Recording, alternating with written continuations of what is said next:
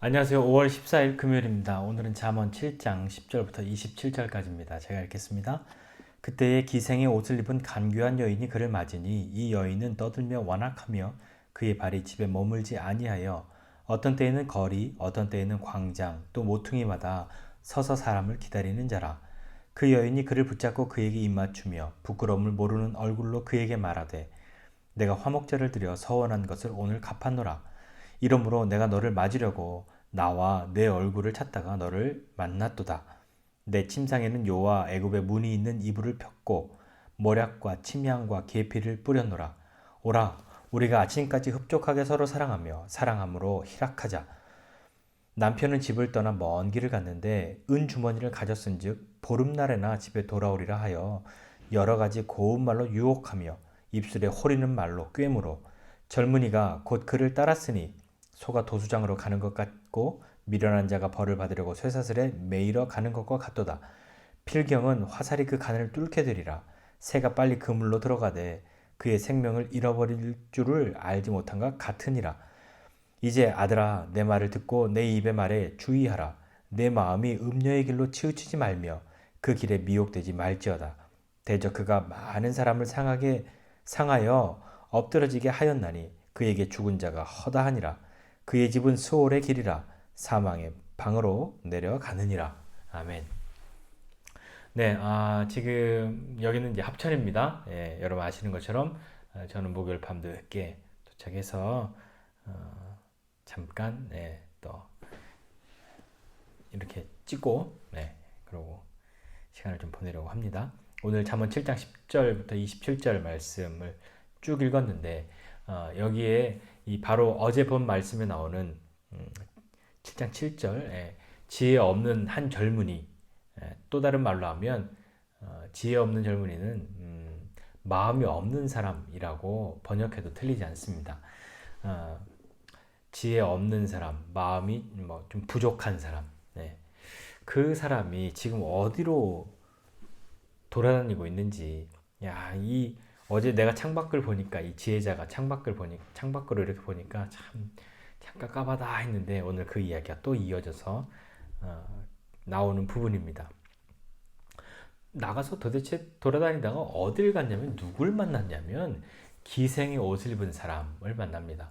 근데 기생의 옷을 입었다라고 하는 것은 이 표현을 생각해 보면 어떤 옷을 입으면 사람들이 다 기생인 줄 아는 그런 어떤 사인이 있었던 거죠. 뭐 기생의 옷 조금 뭐 좀 더 명확한 선명한 의미로 이렇게 받아들이려면 창녀의 옷을 입은이라고 번역해야 맞을 겁니다.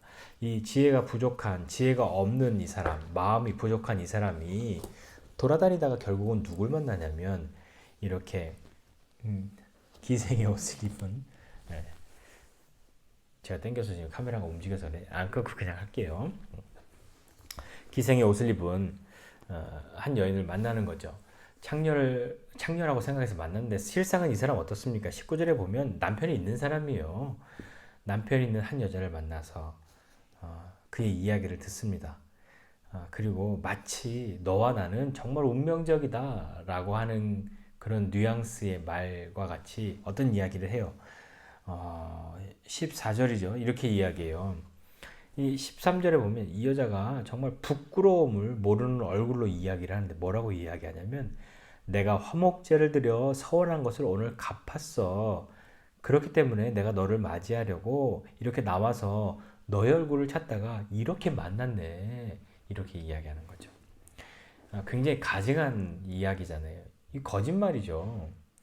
마치 너와 나는 정말 운명적이야 라고 내가 하나님께 이렇게 했더니 나한테 이렇게 해주셨어 라고 그렇게 이야기를 하는 겁니다. 그러면서 그 뒤에 뭐라고 얘기하냐면 자기 집에 다 준비가 돼 있다고 이야기하는 거예요. 내 침대에는 요와 애굽의 무늬 있는 이불도 다 펴져 있고 모략과 침향과 계피도 다 뿌려놨고 그러니까 와 제발 와 아침까지 흡족하게 서로 사랑하며 사랑함으로 희락하자 이렇게 노골적으로 유혹하고 있는 거예요. 거기에 이 지혜가 없는 마음이 부족한 이 젊은이가 머뭇거리는 것 같으니까 결정타를 한 방 날리죠. 남편은 집에 없어 라고요. 그리고 은 주머니를 가지고 나갔기 때문에 야 보름이 될 때까지는 오지도 않아. 얼른 가자, 얼른 가자. 이렇게 유혹하고 입술에 호리는 말로 꾀었다라고 하는데 21절에 보니까 여러 가지 고운 말로 유혹했다. 이렇게 고운 말로 유혹했다가 어떻게 보면 말을 예쁘게 했다, 좋은 말로 이렇게 했다라는 뜻이라기보다는 이 지혜가 부족한 사람, 지혜가 없는 사람, 마음이 부족한 이 젊은이 이 사람을 향해서 이 고운 말이라고 하는 이 단어는 배움, 가르침 이런 의미예요.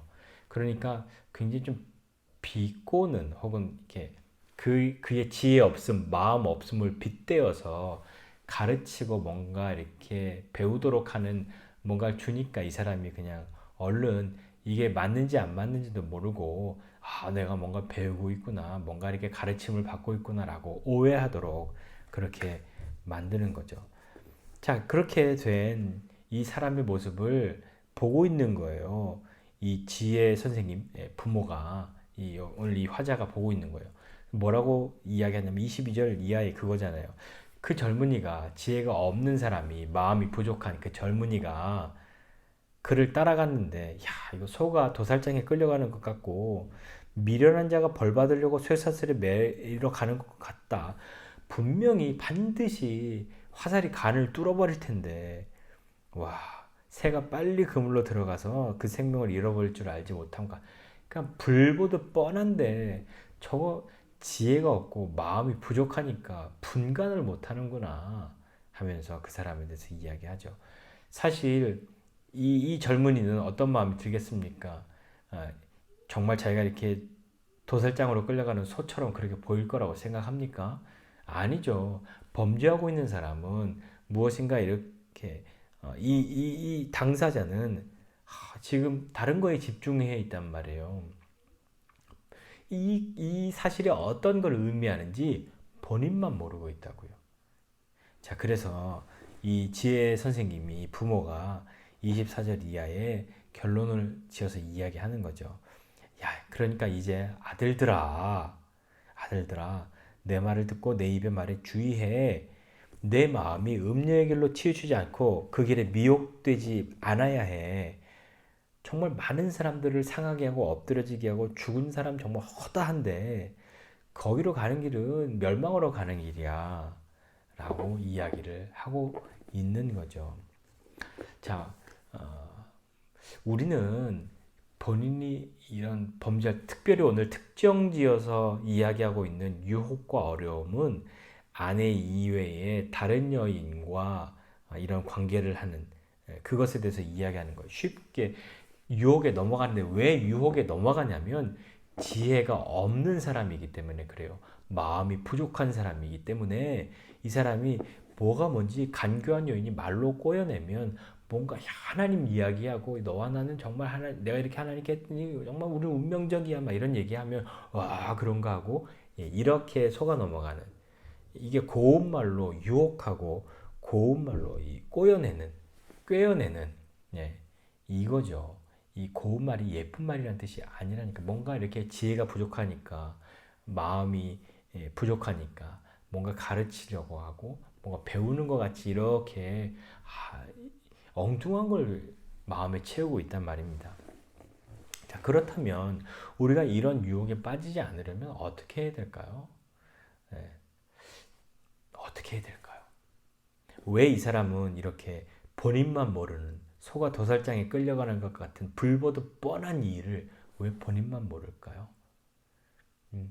그래 나는 이래도 괜찮을 거야라고 하는 마음의 생각들이 있는 거죠.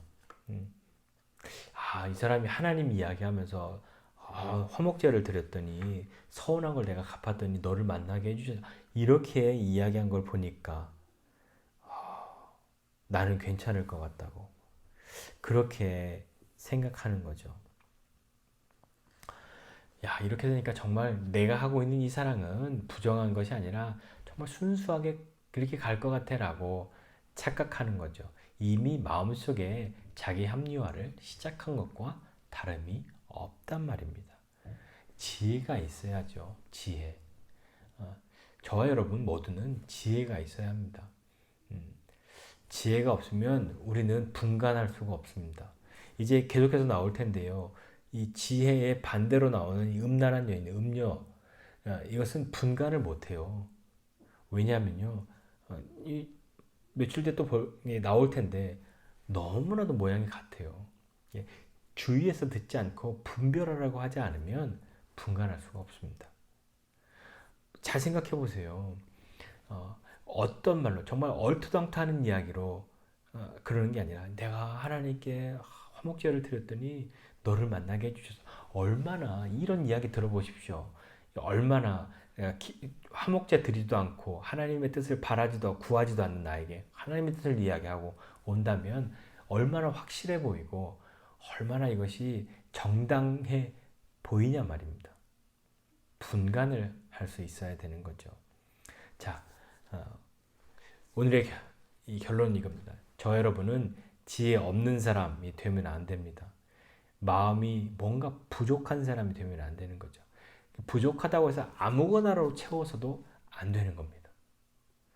우리는 정말 빛이신 그분, 하나님의 말씀으로 우리의 마음을 채우고 나아가지 않으면 우리 중에 누구라도 이렇게 분간할 수 없는, 모두가 아는데 본인만 모르는 이런 죄를 범하게 된단 말입니다. 다시 한번 하나님 오늘 우리에게 하나님의 말씀을 잘 듣고 분별할 수 있도록 지혜 없는 자가 아니라 마음이 부족한 사람이 아니라 지혜이신 그분으로 마음을 가득히 채운 그런 사람의 삶을 살아가는 저와 여러분 모두가 되시기를 주님의 이름으로 축복합니다. 기도하겠습니다. 하나님 아버지 은혜와 사랑을 감사드립니다. 하나님 지혜가 없고 마음이 부족하여 이리저리 기웃기웃하고 있는데 하나님 그때에 말로 꼬여내는 기생의 옷을 입은 그러나 실상은 남편이 있는 이 한 여인이 자신의 욕심을 채우기 위해서 유혹하고 있는 그 말들 속에 얼마나 그 말이 진실해 보이고 나와 차원이 다른 것처럼 보이듯이 그렇게 하나님의 이야기를 하면서 말하고 있는 그 말에 분간할 줄 모르는 분별할 수 없는 그런 사람이 아니라 하나님이 주신 지혜로 마음을 채워서 지혜 없는 자가 아니라 지혜 있는 자로 마음이 부족한 자가 아니라 마음이 가득 찬 자로 분별하여 하나님의 뜻을 따라갈 수 있는 우리 모두가 되도록 은혜를 베풀어 주시고 함께해 주십시오. 오늘 하루도 믿음으로 살아가는 우리 모두가 될 수 있도록 힘 주시길 원하고 예수님의 이름으로 기도드립니다.